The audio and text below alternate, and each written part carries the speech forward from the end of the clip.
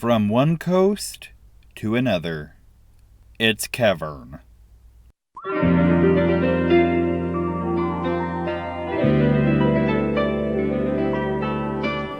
Kevin.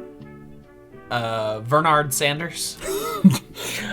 Kevin, I think it's important as artists to talk about the things in our art that like people can relate to. And so I wanted to talk about a very relatable experience. I want to talk about me being the master of ceremonies for a Filipino wedding. Sure. Yeah. I mean, we've all done it. We've all been there. We've all been there. Sure. I would. So, what? Define for me what the responsibilities of a master of ceremonies are at a Filipino wedding. A master of ceremonies for a Filipino wedding is, or at least what I did, is I do the typical like announcing who is coming down the aisle, their names and you know who they are and what their role in the wedding is in certain cases. Not just saying, and here's Stephanie, but here's the bride, Stephanie. All rise, things like that. But also, what I did was announce like the different things that happened during the reception of the wedding. Mm-hmm. Like, well, here's the now we're all going to get food. Now we're going to go, all this stuff. And the way this happened was, my wife and I went to the Philippines in January. We were there for 3 weeks. It was an incredible time. Dare I say, life-changing experience for me. Really profound, really impacted me in a lot of ways. Came home with a lot of just different things to think about. But we're very lucky. We're very privileged. It was our trip to the Philippines was a gift from my mother-in-law, and because our mother-in-law wanted Nicole to see the home country, wanted me to see the home country, and part of the exchange for this was I agreed to do the emceeing of not one but 2 weddings while we were there, and just as like and I wanted to do it just as a thank you for this opportunity. Thank you for everything you've done for me, mother-in-law. You let me film a movie at your house, which I would never let I'd never let anyone do in my house, but you did it, so thank you. Just wanted to repay all this generosity that they've given us. And it's funny to me because they wanted an English speaker to do the emceeing at the wedding, which I was surprised by because English is not the predominant language of the Philippines. There's a lot of English speaking, and I was able to get by. But they wanted someone to speak English, and they wanted someone who was like good with English. So why they chose me is baffling. A person who frequently says words are hard.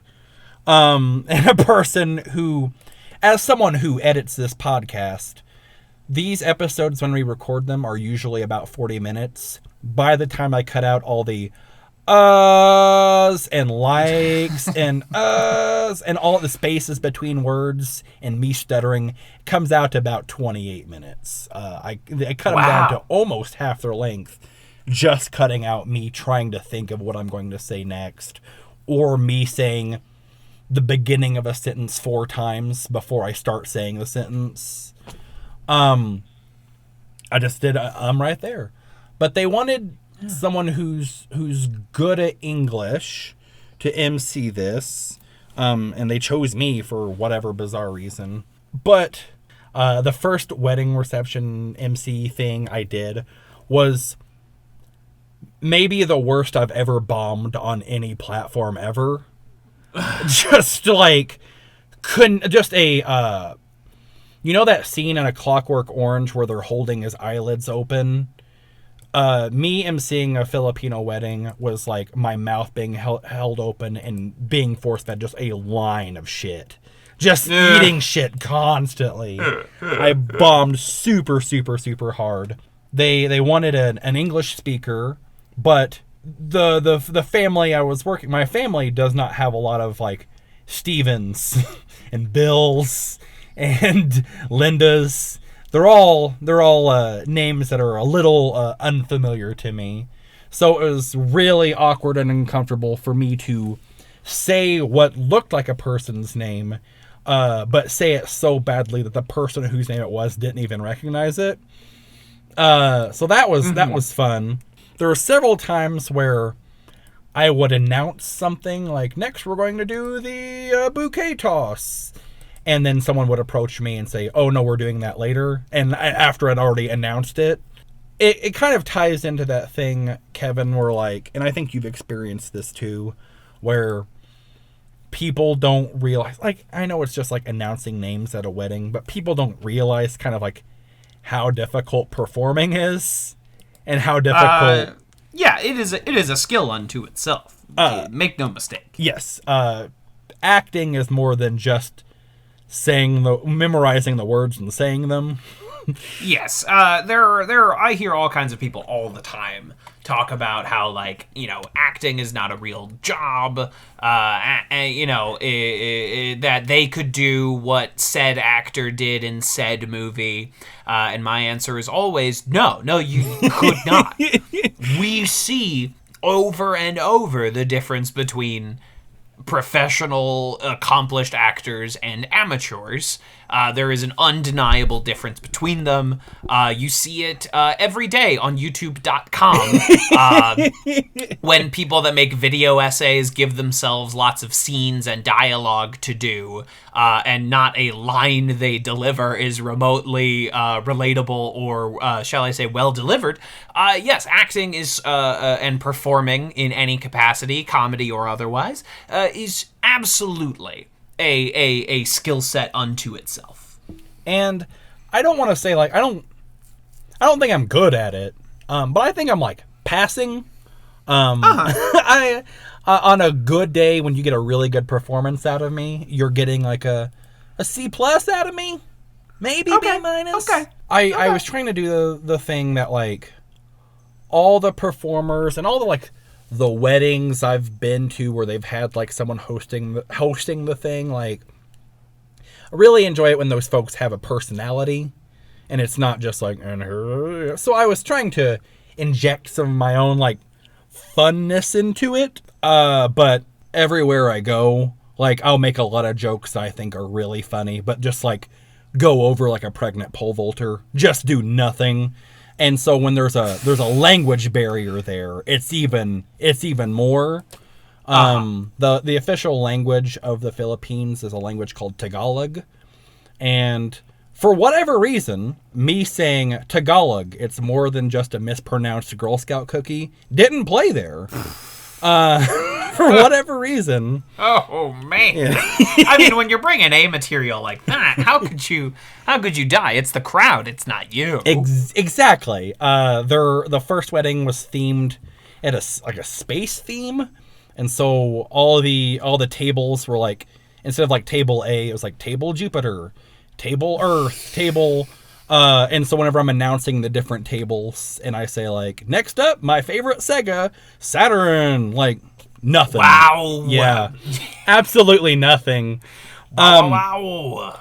And so, like, I'm making a lot of jokes that I think are fun and funny, doing nothing. It's not until way, way, way into the ceremony that I realize that not only are there American people here and Filipino people here, but there's also people from Sweden and people from Singapore.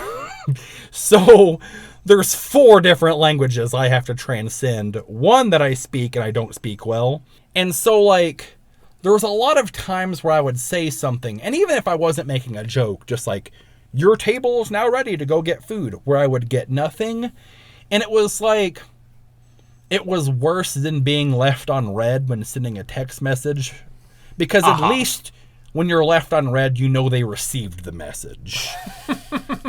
Whereas when you say something to a group of people and they're all looking at you and they don't even blink, it's rough there. Kevin, my wheels were spinning and I was sweating and I was just a ball of anxiety, just trying just to connect with these people and trying to make it a good time for these people.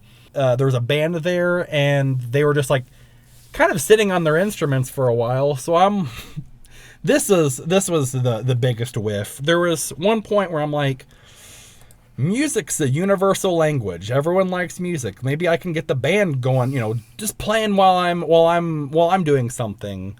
I mean, if music be the food of love, absolutely. Play on. And my cousin Hannah is singing, and my cousin Hannah has maybe the most beautiful singing voice I've ever heard in my entire life, and she's an incredible actress too, and her boyfriend's there playing guitar, and I've connected with them. Maybe I can get something going with them. And so I'm like, hey band, why don't we play a song? Let's see here. And I'm accessing my memory banks. I know Arcade Fire won't play. Like, I know Talking Heads won't play. What's pretty universal? What could I do to get these people on my side? So I suggest the Beatles. I know a lot of Beatles songs. At that point, I thought that the Beatles were pretty accessible to everyone. They're widely considered to be the greatest band in the universe. How about we get the Beatles going? And so I'm like, hey band, you know any Beatles songs? And just looking straight ahead, and I hear one person behind me sing a line of Till There Was You. And I'm talking about, come on guys, we all know the Beatles. And I start singing Till There Was You, just trying to get something going. And I'm getting lots of looks. And I start getting dirty looks.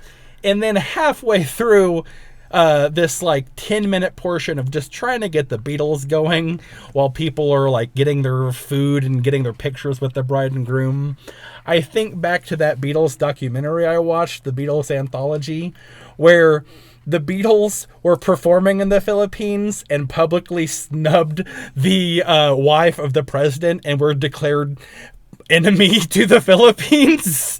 And remember, that happened well in the lifetime of just about everyone that was there.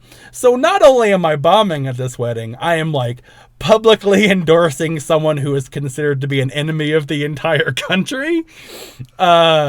John Lennon, after the tour of the Philippines, said that the only reason he would ever go back to the Philippines would be to drop a bomb on the country. And I'm just trying to get him over in this Filipino wedding. Just trying to get him to be...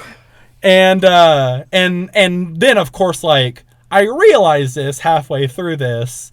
I say halfway through it because whenever I realized it, it ended. But, of course...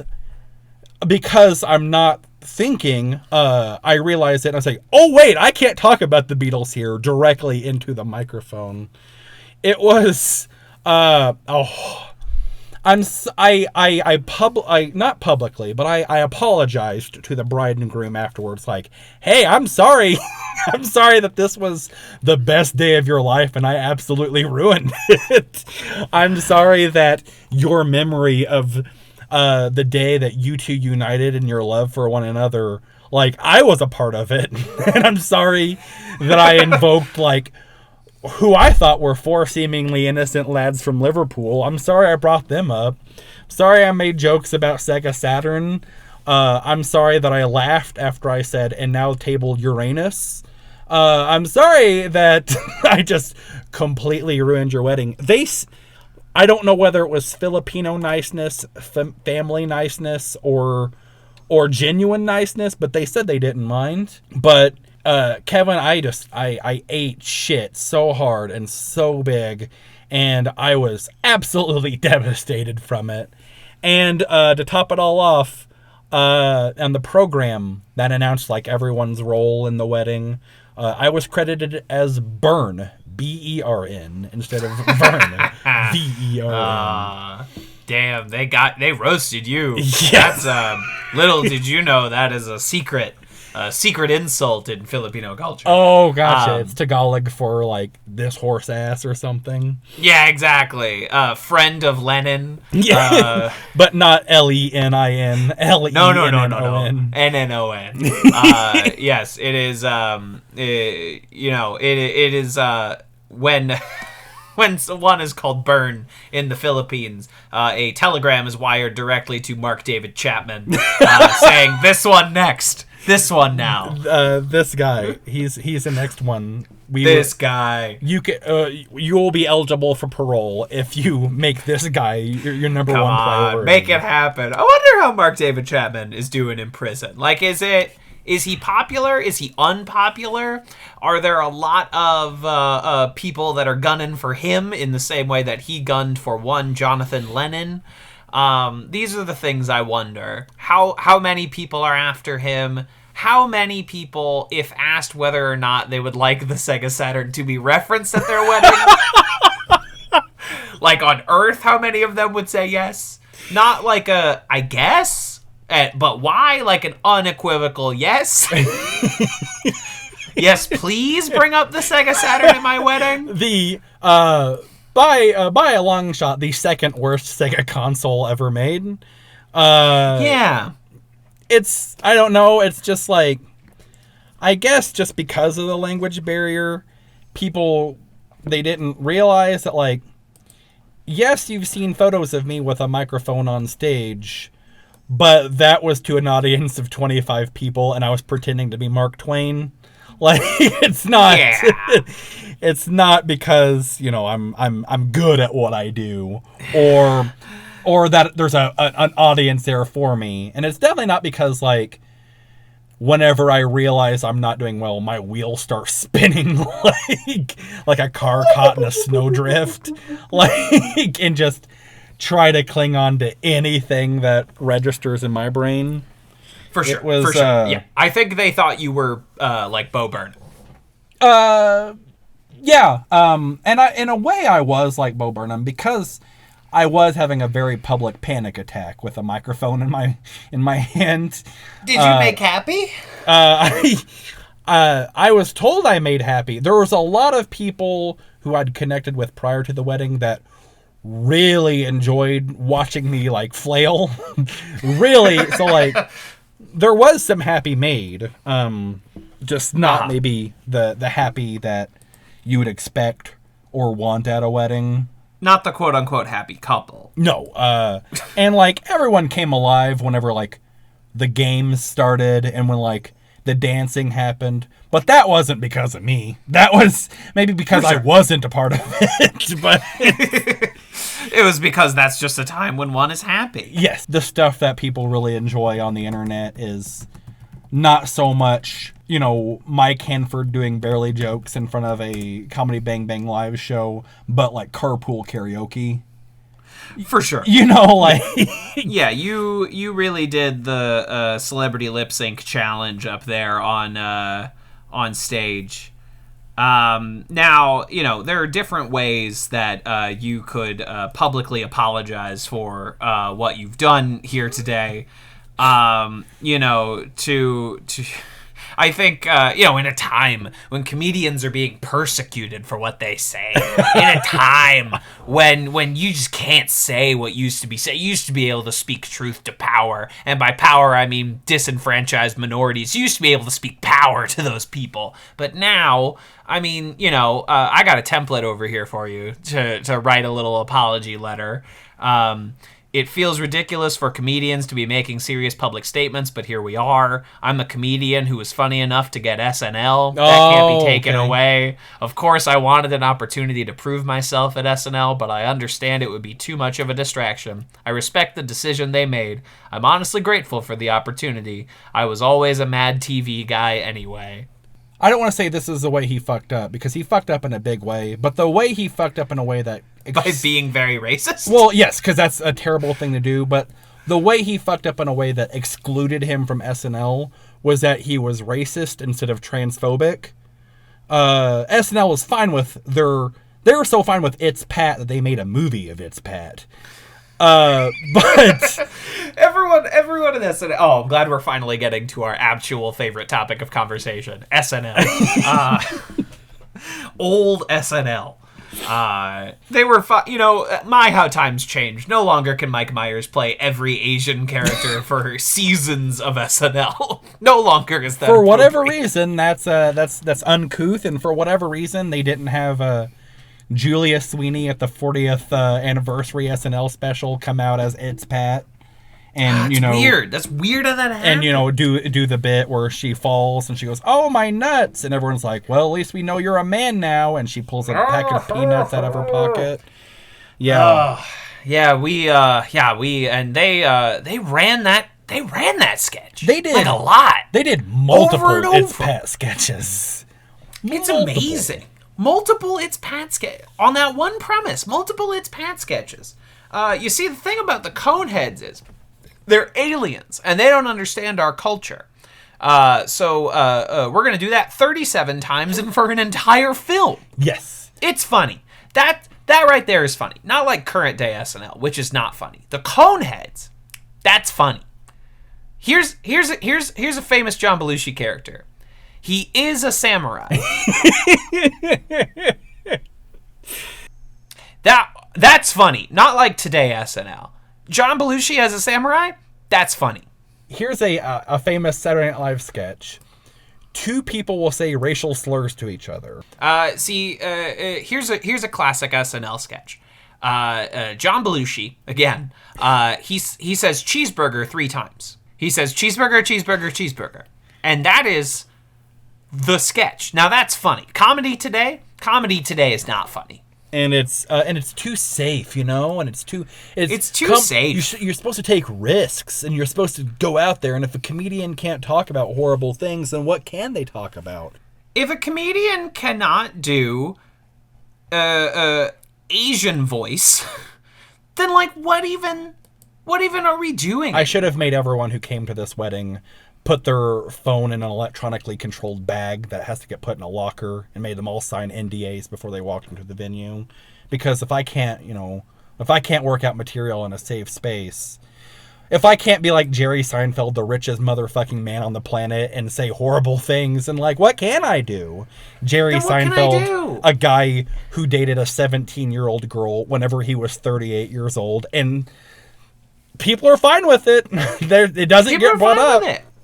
I mean, what's the deal with girlfriends? They're always in high school, What's the deal with girlfriends? They're always talking about math class. Comedy's not like it used to be. You can't. The old methods of comedy are dying out. It's about the new method, the new waves. It's all about memes now. Exactly. That's why we need stand-up meme-dians. People to go up on stage and say memes. We are waiting, finally, for the time when someone can get up on stage and just do memes. Because traditional methods of comedy, they just don't work anymore. And it's all going to be replaced by memes. Somebody gets, hey folks, when you're a guy with glasses, you point at a butterfly, and you're like, is this self-esteem? That guy? I love him. And I'm going to go up on stage, and I'm going to stick my neck out in a weird angle and say stonks. I think it's going to go really well. I think it's going to go really well. I got a new bit workshopping here. Okay. I got a new one. And I'm going to start doing a joke. And I'm going to be like, oh, so I was at my mother-in-law's house the other day. And she looks at me, and she says, never gonna give you up, never gonna let you down, never gonna run around and desert you. That's my new joke. Do you like it? I think it really works. The problem I have with it is that it's longer than 6 seconds. Yeah. It does take a little bit. It's where you messed up in this in your joke structure is that you included a setup. You just punchline and just like random. It's got to be random. It's got to be someone getting punched in the face or something very loud. I'm going to, in my next act, I'm going to bring 2 other people up on stage, 2 ladies, and I'm going to have one face towards the audience, and I'm going to hold hands with one, and we're walking the other way, but I'm looking back, and I'm going to tell the audience, I'm going to be like, okay, the lady I'm looking at, she's playing Nintendo all day, and the lady I'm holding hands with, she's homework, and me, I'm me. That's who I'm me. It's hard for me with my act currently because W.C. Fields said, you never work with children and you never work with animals. And it's really hard for me working on this bit where I go up on stage and cry and point at a cat that's seated at the table. I've not been able to crack that bit yet. Oh, yeah, and then you're screaming at him like, "You can have a little salami as a treat." I mean, I'm a comedian and I'm looking for jokes anyway, so what I'll just do is just like put on a winter coat and look at the audience and say, "I'm once again asking for your laughs." Just, like some variation of "I'm once again asking you for." And is it too late to say please clap? Has that window lapsed? Because that's still the funniest thing anyone has ever done. My favorite stand-up comedian is Jeb Bush. Could you imagine, like, what kind of family you live in where, like, Jeb Bush is the worst? Like, the fuck up? Like, Jeb Bush's brother is George W. Bush, but Jeb and his family is the fuck up. Like, how does that happen? Your brother is a war criminal, and you're the fuck up. You goofed? Your brother is a war criminal, and your cousin joked about, like, molesting people with a sitting president of the United States, but you're the fuck up. You're the one who brought your family dishonor. What must it be like to be Jeb ? Was it his gun that has Jeb ! On it? You know what I'm talking about, right? 'Cause I don't think I do. Oh, he tweeted out a picture of a gun that had Jeb ! Like engraved in the side of it, and he said, "This is America." Jeb Bush gun. Can't wait to Google this. Can't wait to get put on a watch list. The great thing about Jeb Bush is that no. He tweeted out one. It just says "Gov Jeb Bush." What you've seen is likely a Photoshop. Someone making a goof on Governor Jeb Bush's photo. Jeb Bush's gun tweet backfires from BBC News. But it doesn't. It says Gov Jeb Bush. He's got to get a new gun. He's not governor. Okay, so there was a gun that had something engraved on it, but it wasn't Jeb. It said Gov Jeb Bush. Yeah, it said Gov Jeb Bush. It was not Jeb ! The Jeb Bush presidential campaign was that same thing where, like, you're a witness to a horrifying accident, and even though you saw everything, when you're recounting it to the police, you're not remembering smaller details of it. I know there was an impact, and that impact was please clap, but I'm forgetting that, like, he slammed on the brakes, like 10 feet before. I'm forgetting that the other car went up in flames, like, Yeah. There was so much that went so horribly wrong for that man that I forgot it all. I mean, not as horribly wrong as, like, him being elected president, or as horribly wrong as the guy who didn't end up being president becoming president. Oh, you have thoughts? Just a handful. Just, it's because he did not like the movie Parasite. He was very against the movie Parasite. Yeah, bring back Gone with the Wind. Bring that back. Sunset Boulevard. I like and the funniest thing about that speech is he says Gone with the Wind and the crowd is like, yeah, woo, and he says Sunset Boulevard and it's like dead silence. Like, Trump was too gay for that crowd for a second. And you cannot honestly tell me that man, that President Donald J. Trump, could sit down through the entire runtime of Gone with the Wind. You cannot tell me that man could sit down and watch the entirety of that movie when not... No. He's just heard it's good. Oh, gotcha. He's just heard that. That's a go-to reference for an old movie that people like. I like how he said, bring it back, as if, like, it's in the Disney vault and it's not available. It's not widely available. I don't have the DVD sitting on my shelf that I bought from Best Buy. It's not... Saying bring it back implies that it's an obscure movie. It's not Arrested Development. It's Gone with the Wind. Bring it back, for Best Picture again? Yes. Bring it...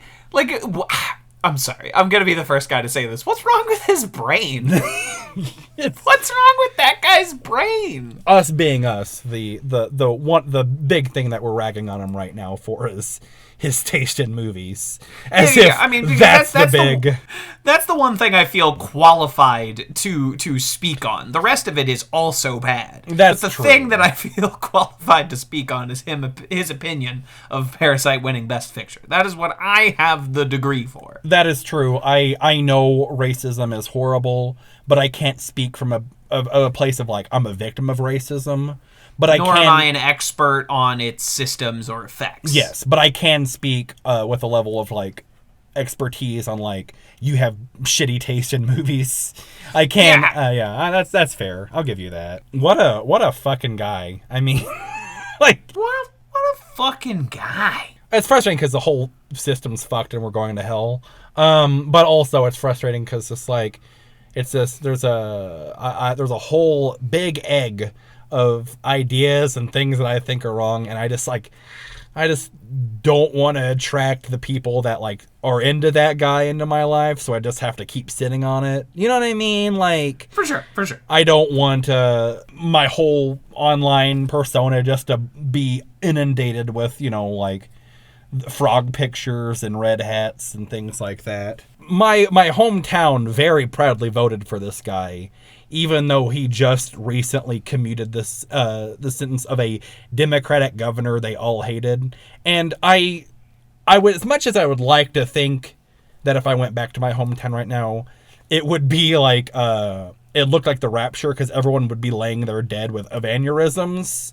But I know that's not the case. I know, you know, you can do all sorts of mental gymnastics to avoid, you know, like, well, it's bad, but it's not as bad as anything Hillary would have done, or not as bad as anything Obama would have done.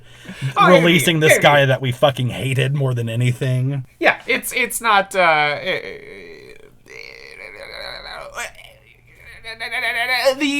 Illinois governorship has had, shall we say, a dicey history of intense corruption. Really, any Illinois legislature that has ever been public has been corrupt, and unfortunately, the Illinois legislature has Leviathan-like taken over the United States government. It's all Blagojevich's all the way down, baby. Yeah, there's a reason why, like, Chicago is in Cook County, Illinois, and there's a reason everyone refers to it as Crook County, Illinois. It doesn't make very good. I would have called it food poisoning, Illinois. Yeah, just like there's both political violations and health code violations there. But yeah, it's the U.S. government gets a D rating from this health department. Absolutely.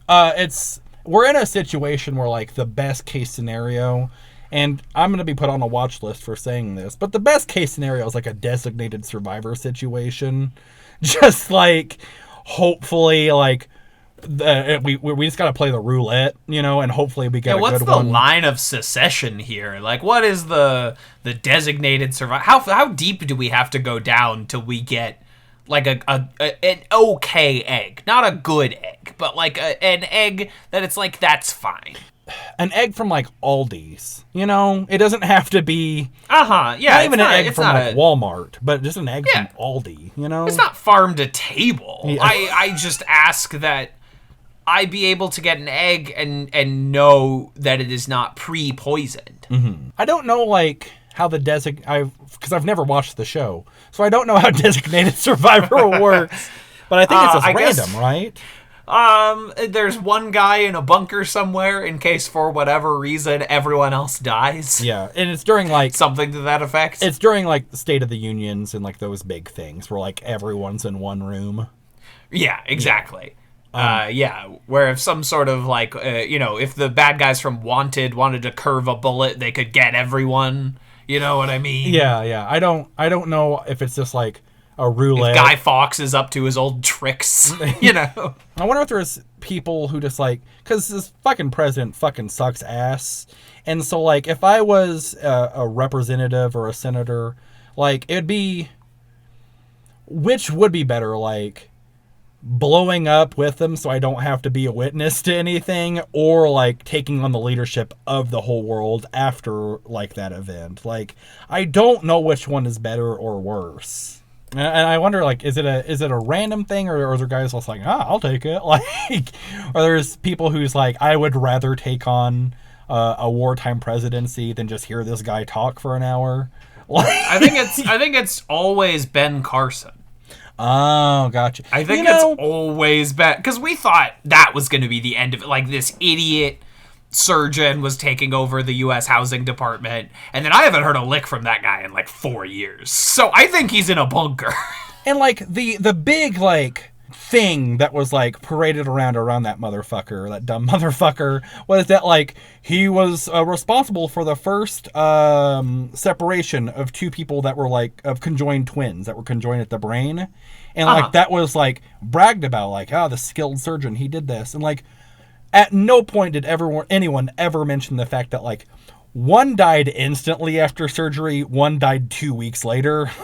Like, yeah, but he separated them. Technically, yes, he did separate them. He took a big chainsaw and cut them right down the middle. Like, and he's like, done and done. He did the job, yes, but like maybe not with the skill or precision that you would expect from someone who would be taking over the free world. But you're right, like there was a situation where like he was, or him, or like Herman Cain was like, as long as it's not that guy. And you know, like, whoops. Yeah, we fucked up. Like at this time right now in our country and our politics, like Godfather's Pizza looks pretty good. Like, know what I'm saying? Their pizza with a pickle on it. Someone in their right mind thought, we will sell pizzas that have dill pickles on them. You know, all these politicians, they're not even qualified to MC a Philippine wedding.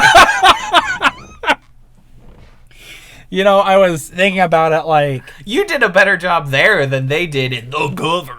Yeah, I guess that's true. Like, at least like, I rambled just as much as our current president does. It was more out of anxiety than it was out of like severe cocaine addiction. But you know, I commanded. Well, I take that back. I didn't command a crowd, but at the same time, the crowd didn't come in just like having already been drinking 3.5 years of Kool-Aid that I'd been making for them. So like, I guess there's a difference there. One thing I was thinking about is, we're finally going to, for the first time in our careers as like doing what we do, Kevin, we're finally going to get an audience on something, because even though there's only 6 people that will listen to this, because we talked about SNL in a disparaging light, we will end up in Michael Shea's Instagram stories. Oh, so, I cannot wait. That will attract some attention to us. So that's exciting. It's weird. Michael Shea and Colin Jokes are the co-anchors of Weekend Update, and apparently like they are best friends in real life, and apparently like they spend a lot of time with each other, which is interesting because they have no fucking chemistry whatsoever. They look like complete strangers.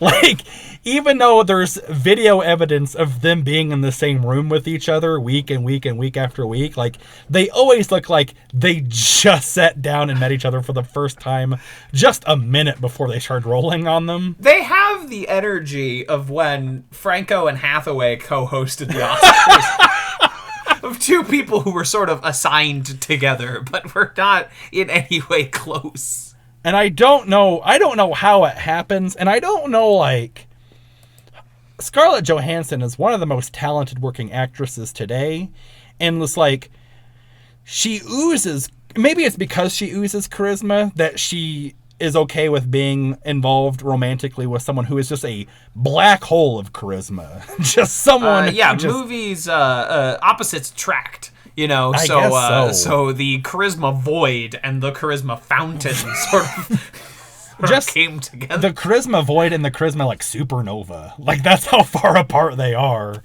I guess it works. I don't know how it works, but it works somehow. But yeah, the notoriously thin-skinned and unfunny showrunner of SNL will be one of the 6 people that hear this show and put us in or his Instagram stories, and that's going to be a good time for us. Yeah, I can't wait. Kevin and I think a lot about comedy, and we appreciate comedy, and so like it bums us out whenever it's done badly, and it bums us out whenever it's done not from like, hey, let's just make people laugh, but like let's just be mean. And to be fair, we've been fucking assholes this entire recording, but it's, I don't know, we just have lots of opinions, and there's unfortunately there's more bad to talk about than good right now. I wish like people like Tim Kalpakis and Mike Hamford were pulling bigger numbers than they are, so we could talk about like how funny the Sloppy Boys are.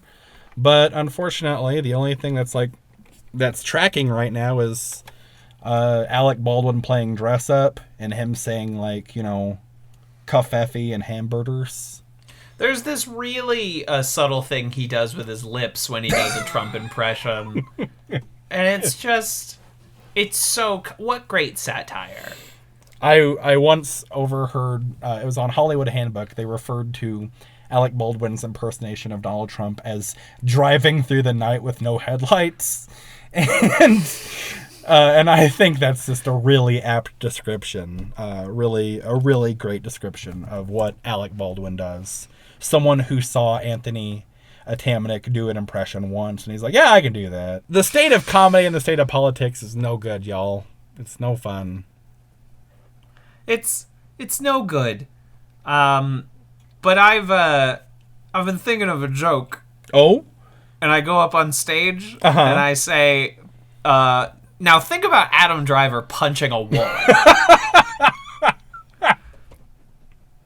It's my new joke. I'm going to go up on stage and I'm just going to reference a thing that happened. And I'm going to reference it. I'm going to say, like, I think about this at least once every day. And that's the joke, that I think about this thing that happened. I'm gonna look at the audience, and I'm gonna make my fingers into a little circle, and I'm gonna say, one does not simply tip their waitress. You know what I mean? Yeah, I think that would work out really well. Oh, cool.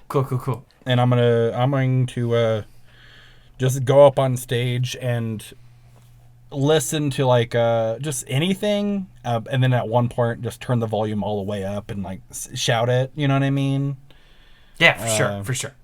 Hey guys, do you like audio descriptions of a visual medium? Because you got it, baby. Do you guys? Let us know. Be Meryl Streep with her hands yelling. Okay, guys, listeners, if you could do us a favor. Are you Drake holding your hand up to this podcast, or are you Drake pointing at this podcast? You let us know. Just let us know. Just like, comment, subscribe. You know what Drake really points at is 16-year-old girls. I was so excited because I thought we finally found a good note to go out on, and you bring up the fact that he's totally a pedophile. On top of being the corniest man alive, it's the only way this episode could have ended. Oh my gosh. Oh boy.